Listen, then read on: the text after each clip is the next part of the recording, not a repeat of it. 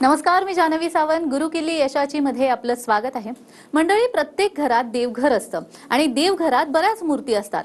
एवढंच नाही तर देवघराबाहेरही बऱ्याच देवी देवतांच्या मूर्ती ठेवल्या जातात. शिवाय इतरही काही मूर्ती असतात. या इतक्या मूर्ती घरात ठेवणं योग्य आहे का, असा प्रश्न कधी कधी मनात डोकावतोच. आणि म्हणूनच आज आपण कोणती मूर्ती घरात ठेवली पाहिजे आणि कोणती मूर्ती नाही ठेवली पाहिजे या विषयावरती बोलणार आहोत आणि यावर मार्गदर्शन करणार आहेत आचार्य सुनील कुमार.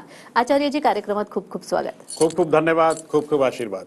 तर विषयाला सुरुवात करण्याआधी आचार्यजींची ओळख करून घेऊयात. आचार्य सुनील कुमार हे गेली 22 वर्ष भाग्य परिवर्तनच्या माध्यमातून घरातील प्रत्येक अडचणींवर योग्य आणि फलदायी मार्ग दाखवत आलेले असल्यामुळे संपूर्ण महाराष्ट्रासह अमेरिकेत, कॅलिफोर्निया, दुबई पासून देशात दिल्ली, गुडगाव, हैदराबाद, गोवा, इंदौर आणि महाराष्ट्रामध्ये छत्रपती संभाजीनगर, पुणे, नाशिक, मुंबई येथे त्यांचे सेंटर्स आहेत. आपणास आपल्या कुठल्याही प्रकारच्या समस्यांवर हमखास उपाय हवा असल्यास स्क्रीनवर दिलेल्या फोन नंबरवर संपर्क साधून आपला शंका निरसन करून घेऊ शकता. चला तर मग चर्चेला सुरुवात करूया. आजचा आपला विषयच आहे घरात कोणती मूर्ती ठेवली पाहिजे, कोणती मूर्ती नाही ठेवली पाहिजे. म्हणूनच सुरुवातीला प्रश्न की महादेव शंकर शिवलिंग स्वरूपात सुद्धा ठेवलं जातं आणि शंकराची मूर्ती सुद्धा ठेवली जाते. तर शिवलिंग स्वरूपात ठेवावं की शंकराची मूर्ती ठेवावी, आणि मुळात शिवलिंग जर ठेवलं तर त्यावरती नाग ठेवला पाहिजे की नाही? खूप महत्त्वाचा प्रश्न केला तुम्ही. शिवलिंग बद्दल जे मनात संशय आहेत ते आज मी याला एकदम दूर करून देतो. काय असतं की खूप काही लोक शिवलिंगची पूजा करतात आणि खूप काही लोक घरात फोटो फ्रेम पण ठेवतात. पण जर आपण दोघांपैकी जर आपल्याला एक वस्तू म्हणजे आपल्याला जे पूजा अर्चना करायच्या, तर आपण शिवलिंगची करू की आपण फोटो फ्रेम जे राहतो त्याची पूजा करू? तर मी तुम्हाला एक सांगतो, शंकर भगवानची मूर्ती किंवा शिवलिंगमध्ये एक ऊर्जा असते आणि त्या ऊर्जेला शांत करण्यासाठी आणि त्या ऊर्जेला ग्राह्य करण्यासाठी ते अभिषेक खूप गरजेचं असतं आणि अभिषेक आपण मूर्तीचं करू शकत नाही. तर शिवलिंग मुद्रामध्ये जर आपण साधना केली, अभिषेक केला किंवा पाणी घालवलं, निश्चितपणे तो जास्त चांगला राहतो. तर तुम्ही शिवलिंगची उपासना करा. शिवलिंगची उपासना करणं हा खूप चांगलं असतं. विषय राहिला की आपण ठेवू शकता की नाही, तर 100% तुम्ही ठेवू शकतात. म्हणजे जर तुम्हाला फ्रेम ठेवायचे तुम्ही फ्रेम ठेवा. फक्त एक विषय तुम्ही लक्षात ठेवा की ती फ्रेम आक्रमक रौद्र रूपमध्ये नाही पाहिजे. नंबर 2, जर शंकर भगवानची प्रतिमा प्रसन्न चित्त मुद्रामध्ये आहेत आणि पूर्ण परिवार सोबत आहेत तर ते जागदाच चांगलं असतं. तुम्ही ते मूर्ती फ्रेम ठेवा ज्याच्यामध्ये शंकर भगवानचा पूर्ण परिवार आहे आणि बसलेली मुद्रा ते आपल्या परिवारासाठी, आपल्या कुटुंबासाठी खूप चांगली आहे. कारण की आपण गृहस्थ धर्मामध्ये आहोत, तर गृहस्थ धर्मामध्ये खूप काही विषय वस्तूंचे नियम असतात. तुम्हाला जर मठामध्ये ठेवायचं, तुम्हाला आश्रममध्ये ठेवायचं, तुम्हाला कुणाला दान करायचं, गुरुजींना तुम्हाला द्यायचं, मंदिरात तुम्हाला द्यायचं, ते तुम्ही भगवानची कोणतीही प्रतिमा तुम्ही देऊ शकतात. पण आपल्या घरात सुख, शांती आणि एकदम शांत वातावरण पाहिजे म्हणून थोडेफार नियम असतात. ते नियम निश्चितपणे फॉलो केले पाहिजे. दुसरा विषय असा आहे, खूप काही लोक खूप पूजा पाठ करत आहे आणि सोबत त्यांच्या घरी खूप भांडणं, अशांतता, हे सगळं जे राहतं ना, त्याच्या कारण हा पण एक असू शकतो की जर तुमची जे तुमचं देवघर आहे, देवघरात जर तुम्ही मूर्ती किंवा तुम्ही फ्रेम वगैरे जे ठेवतात, जर ते व्यवस्थित मुद्रामध्ये नाही आहे तर निश्चितपणे घरची शांती अशांततामध्ये कन्वर्ट होऊन जाते. निश्चितच. आता तुम्ही महादेवांबद्दलच बोललात, म्हणून महादेवांची अनेक तीर्थक्षेत्र आहेत, तीर्थस्थळं आहेत आणि आपण प्रत्येक वेळी कोणत्या ना कोणत्या तीर्थस्थळावर जातो. फक्त महादेवांचंच असं नाही तर इतरही देवी देवतांच्या, आणि तिथे आठवण म्हणून एखादी मूर्ती आपण घरी घेऊन येतो. अशा जेव्हा जेव्हा जातो तेव्हा तेव्हा घेऊन येतो, त्यामुळे बऱ्याच मूर्त्या आपल्याकडे असतात. मग मुळात अशी मूर्ती घरी घेऊन येणं हे योग्य आहे का? आणि दुसरी म्हणजे असं घरात ठेवणं योग्य आहे का इतक्या सगळ्या मूर्ती एकाच वेळी? हो, खूप मी तुम्हाला सांगतो याबद्दल.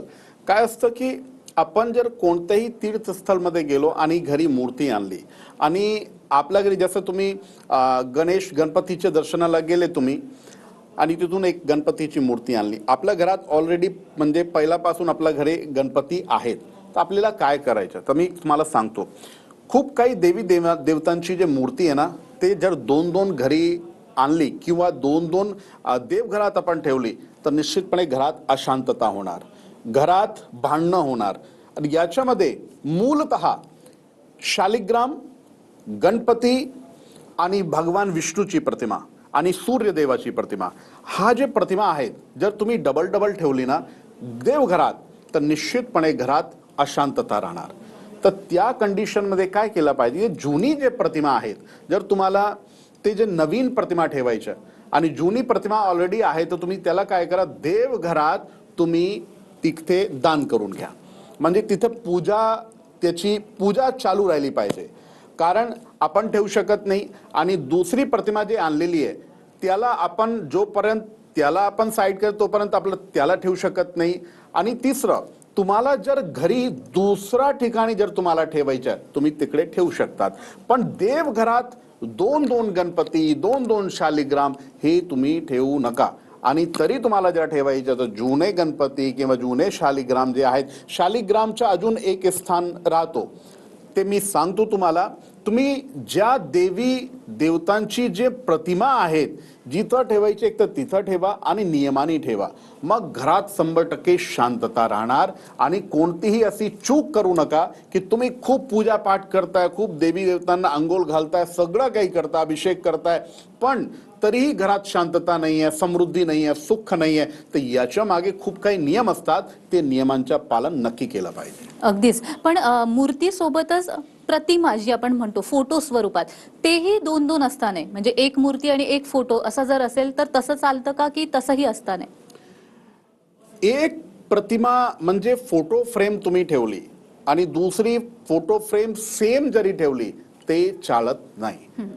आणि दुसरं जे मी आता सांगितलं की तुम्ही जर जुनी प्रतिमा जर तिथून हटवली आणि ते ठेवली, तर जुनी प्रतिमाच्या काय करायच्या? तर खूप काही लोक काय करतात, विसर्जन करताय. विसर्जन करताना एक लक्ष ठेवा तुम्ही की त्या फ्रेम मध्ये जे काची असते ना ते त्याला काढून टाका, मग तुम्ही विसर्जन करा. लोकांना हे माहिती नाही, ते काय करत, फ्रेम घेतली आणि पाण्यात टाकली. ते करायचं नाही कधी. म्हणजे काचीचं विसर्जन होत नाही. ते काची तुम्ही काढा आणि मग तुम्ही विसर्जन करा.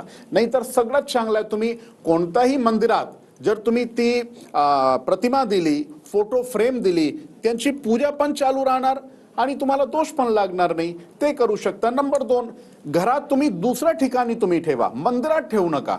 फक्त आज म्हणजे जे नियम आहेत ते आपलं देवघर, म्हणजे देवघरात जे मूर्ती आपण ठेवू ते कोणती मुद्रामध्ये, ते कशी मूर्ती ठेवली पाहिजे त्या विषयावर तुम्ही लक्ष द्या.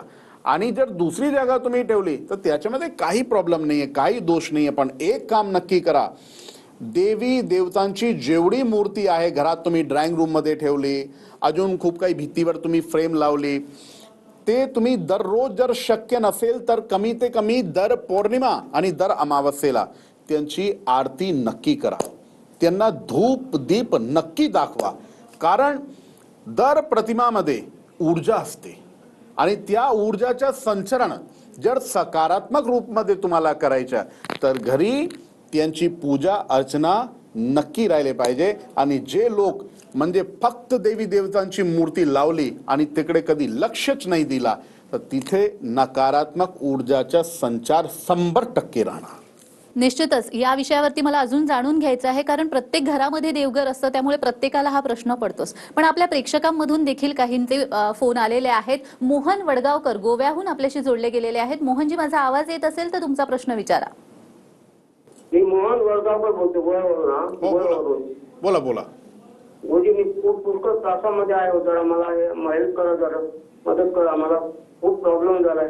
मी पॅरालाइज झालेला आहे. पॅरालाइज मला बेटा एकदा जन्म तारीख सांगा. तुमची जन्म तारीख काय? हॅलो, जन्म तारीख सांगा. जन्म तारीख बेटा, हा, तुमची जन्म तारीख सांगा. काय म्हणता? तुमची जन्म तारीख सांगा. जन्म तारीख सांगा तुमची. जन्म तारीख आहे 10/5/58. आणि जन्म वेळ माहिती आहे? 10/5/58. जन्म वेळ माहिती आहे का? दहा-पाच रस्ता मग जन्म- आणि महाराष्ट्र वेंगुर्ला मोठे मारगाव ठीक आहे, जन्मवेळ माहिती आहे तुम्हाला? वेंगुर्ला जिल्हा सिंधुदुर्ग जिल्हा मोठे मारगाव.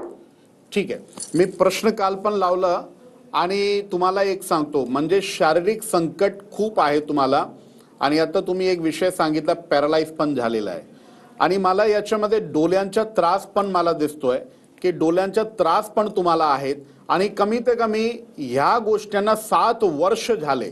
7 वर्षापेक्षा वेळ जास्त गेला आणि तुम्हाला शारीरिक संकट खूप जास्त राहिलेलं आहे. त्यासाठी मी तुम्हाला आता उपाय सांगतो, ते उपाय करा. नंबर 1, दर सोमवारी भगवान शिवचे मंदिरमध्ये जाऊन तुम्हाला पंचोपचार पूजा करायच्या दर सोमवारी आणि हा पूजा सकाळी सकाळी करा आणि सकाळी पंचोपचार मध्ये काय करायचे ते सांगतो. नंबर 1, जलमध्ये बिल्वपत्र टाकायच्या आणि ते जल तुम्हाला चढवायचं. नंबर 2, जे भस्मी राहते ना त्याच्यात त्रिपुंड लावायच्या महादेवला. नंबर 3, दिवा लावा. दिवा लावताना जे गाईचं तूप असतो त्या तुपामध्ये तुम्ही भीमसेन कपूर पण टाका आणि एक धूप तुम्हाला दाखवायचा आणि खडी साखरचा प्रसाद.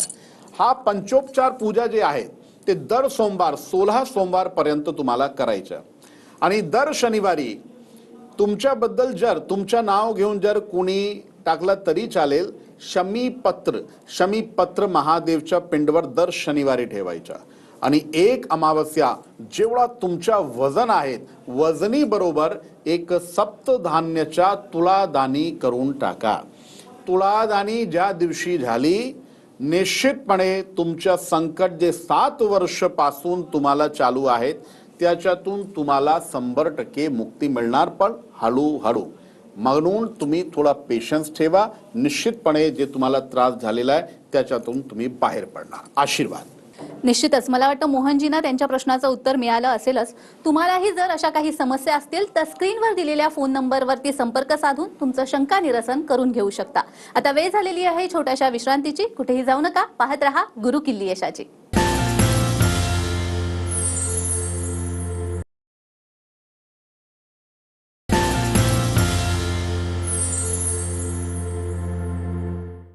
नमस्कार, मी जान्हवी सावंत. गुरु किल्ली यशाची मध्ये आपलं स्वागत आहे.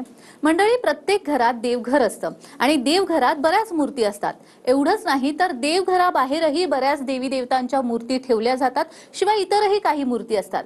या इतक्या मूर्ती घरात ठेवणं योग्य आहे का असा प्रश्न कधी कधी मनात डोकावतोच आणि म्हणूनच आज आपण कोणती मूर्ती घरात ठेवली पाहिजे आणि कोणती मूर्ती नाही ठेवली पाहिजे या विषयावरती बोलणार आहोत आणि यावर मार्गदर्शन करणार आहेत आचार्य सुनील कुमार. आचार्यजी,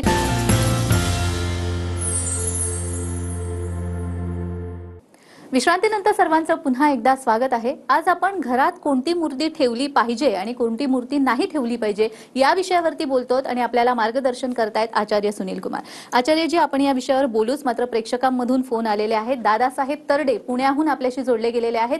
दादासाहेबजी, माझा आवाज येत असेल तर तुमचा प्रश्न विचारा. बोला.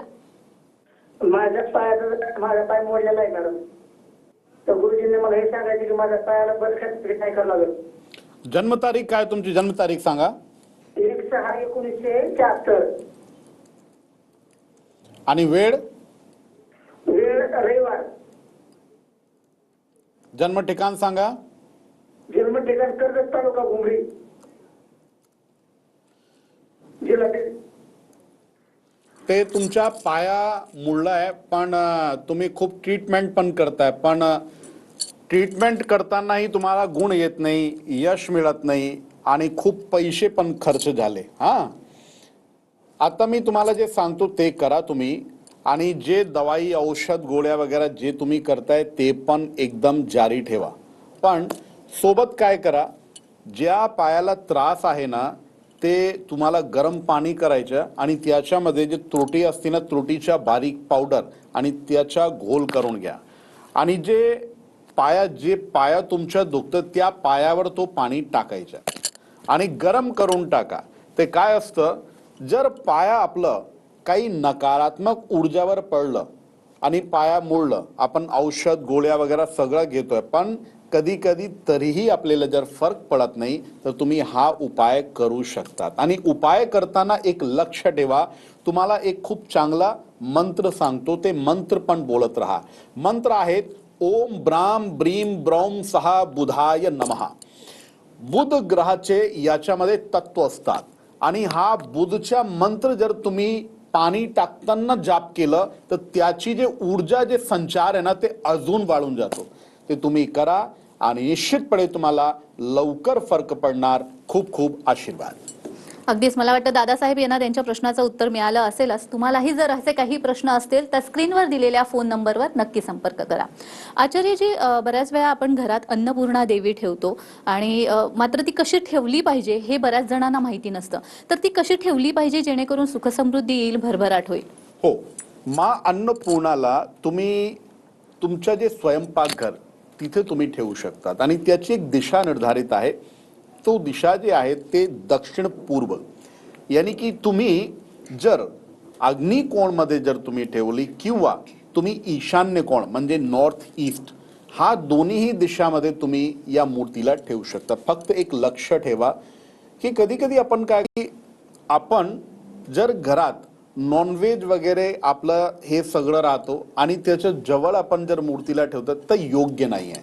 तुम्ही काय करा, थोडंसं लांब ठेवा आणि जे दिशा मी सांगितली जर ते दिशा शक्य नसेल तर पश्चिम दिशेलाही तुम्ही ठेवू शकतात. आणि सगळ्यात चांगलं आहे की जर कधी कधी काय असतं की आपला स्वयंपाकघर आपण तिकडे सगळं जेवण वगैरे बनवतं तर जास्त लक्ष आपण म्हणजे शुद्धीकडे आपण जास्त लक्ष ठेवू शकत नाही, तर तुम्ही तुमचे जे देवघर आहेत तर देवघरात पण ठेवू शकतात. आता तुम्ही एक प्रश्न केला की कसं ठेवायचं, तर एक लक्षात ठेवा, अन्नपूर्णाला सदैव अन्नमध्ये ठेवा. म्हणजे जर तुम्हाला लक्ष्मी पाहिजे ना तर लक्ष्मीचा वास तांदूळामध्ये असतो, ते तांदूळमध्ये तुम्ही अन्नपूर्णा ठेवा. आणि खूप काही लोक काय करतात, लोकांना माहिती आहे, खूप काही लोकांना ते ठेवताय तसं, पण एक चूक करताय आपण. मा अन्नपूर्णा आपल्याला काय काय देते, मा अन्नपूर्णा आपल्याला आणि आपली जे पुढची 3 पिढींना जर आपण देवी पूजली ना, पुढची 3 पिढींना कधीच धनधान्याची कमी पडत नाही. तुम्हाला फक्त एकच काम करायचे जे आपण लक्ष देत नाही, तांदूळमध्ये आपण ते ठेवली, सोबत एक कॉइन ठेवा, म्हणजे एक सिक्का तिकडे ठेवायचा, तर धान्याची कमी होणार नाही. आणि जर तुम्ही तांदूळ जर टाकले तर धान्याची कमी कधी होणार नाही. तर धन आणि धान्य हे दोघांची आपल्याला खूप भरभराट पाहिजे, म्हणून सिक्का तुम्हाला नक्कीच ठेवायचा. आणि हे लक्षात ठेवा, तांदूळ शिवाय ते असंच जे लोक पाटावर जे ठेवताय ते योग्य नाही आहे. ते तुम्ही तांदूळमध्ये ठेवा आणि काही प्लेट वगैरे असं बनवून घ्या, त्याच्यामध्ये जर ठेवला तर जास्त बरं आहे. अगदीच. आपल्या घराच्या समोर तुळशी वृंदावन असतं. आता शहरासारख्या ठिकाणी आपल्याला घरासमोर तुळशी वृंदावन बांधता येत नाही, तर आपण बाल्कनीमध्ये वगैरे तुळस ठेवत असतो. मग अशा वेळी तुळशी जवळ कोणती देवी देवता असली पाहिजे? हो, खूप महत्त्वाचा प्रश्न आहे, कारण की मी पण खूप बघितलं लोक काय करताय, तुळशी जवळ नांदी, शिवलिंग असं प्रकारची मूर्ती ठेवतात. ते एकदम चुकीचं आहे, एकदम योग्य नाही आहे. म्हणजे तिथं विपरीत म्हणजे वैपरीत्य परिणाम तुम्हाला भेटतोय. तुम्हाला जर तुळशी जवळ तुम्हाला ठेवायचे, तुम्ही शालिग्राम ठेवा आणि तुम्ही कृष्णाची मूर्ती पण ठेवू शकतात. कारण की शालिग्राम जर तुम्ही ठेवला तर शालिग्राम जवळ जर तुळसचा वास राहिला ना तर घरात तुमचे लक्ष्मीची भरभराट राहते, शांती राहते. आणि जर शिवलिंग आपण ठेवला किंवा नांदी आपण ठेवला, यासारखी प्रतिमा जर आपण तिकडे ठेवली ना तर निश्चितपणे घरात अशांतता राहते. त्याच्या मागे एक खूप प्राचीन कथा आहेत. कारण की जे वृंदा म्हणजे तुळशी जे वृंदा आहेत ते या वृंदाच्या जे पतीचे जे रूप होता ते त्यांनी विष्णू भगवानी जे वध केला, म्हणून तिथं कधीच शिवलिंग किंवा शंकराची मूर्ती ठेवायच्या नाही. म्हणून तुम्ही कृष्णाची मूर्ती ठेवा, शालिग्राम ठेवा आणि शालिग्रामवर दररोज फक्त रविवार सोडून द्या, बाकी दररोज तुम्ही तुळस दल तिथं नक्की तुम्हाला ठेवायच्या. तर शालिग्राम भगवान पण प्रसन्न होता आणि माँ तुळस पण प्रसन्न होते. आचार्यजी, आपण आपल्या देवघरामध्ये आपल्या श्रद्धेनुसार देव ठेवत असतो, त्यांची पूजा करत असतो. पण नेमके कोणते देव देवघरामध्ये असले पाहिजेत आणि त्या मूर्तींची उंची साधारण किती इंच असली पाहिजे? हो, मी सांगतो की तुमची ज्या देवी देवतांमध्ये श्रद्धा आहे ते देवी देवताची मूर्ती तुम्ही ठेवू शकता. पण एक लक्ष ठेवा, जसं मी आधी पण सांगितलं की दोन दोन मूर्ती नको आणि दोन दोन फ्रेम पण नको.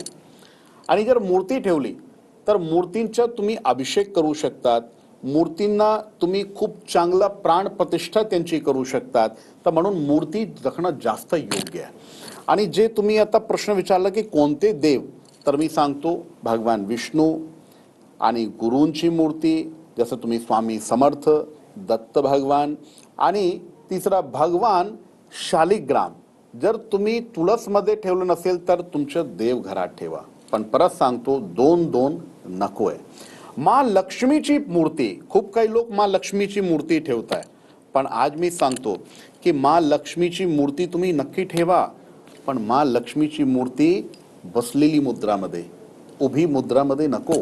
आणि दुसरा, जर फोटो फ्रेम तुम्हाला ठेवायचे ना, तर फोटो फ्रेममध्ये गजलक्ष्मी म्हणून आणि मूर्तीमध्ये पण गजलक्ष्मी म्हणून मूर्ती येत आहे, ते ठेवली पाहिजे. ते स्थिर लक्ष्मी आपल्या घरी राहती, तर गजलक्ष्मीची मूर्ती तुम्ही ठेवा.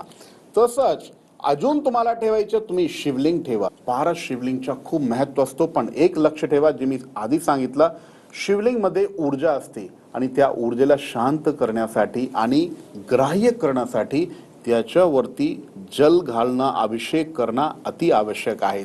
आणि दुसरा, अजून तुम्ही कोणती मूर्ती ठेवा किंवा नाही, पण गणपतीची मूर्ती लक्ष ठेवा. गणपतीची मूर्ती देवघरात नाही आहे तर एकदम तुमचं देवघर एकदम सून आहे.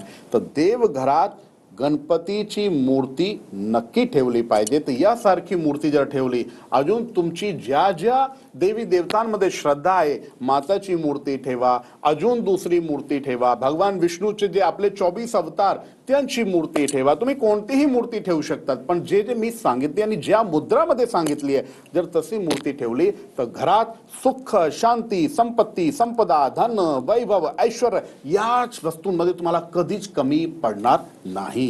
निश्चितच आचार्यजी, आज तुमच्या या सगळ्या मार्गदर्शनामधून आम्हाला समजलेलं आहे की कोणती मूर्ती देवघरामध्ये ठेवली पाहिजे, कोणती नाही ठेवली पाहिजे, किती इंचाची मूर्ती असली पाहिजे, आणि आपल्या प्रेक्षकांना देखील त्याची माहिती मिळालेली आहे. तुम्ही ते आलात आणि खूप छान मार्गदर्शन केलं, यासाठी खूप खूप धन्यवाद. खूप खूप धन्यवाद आणि तुम्हाला आशीर्वाद.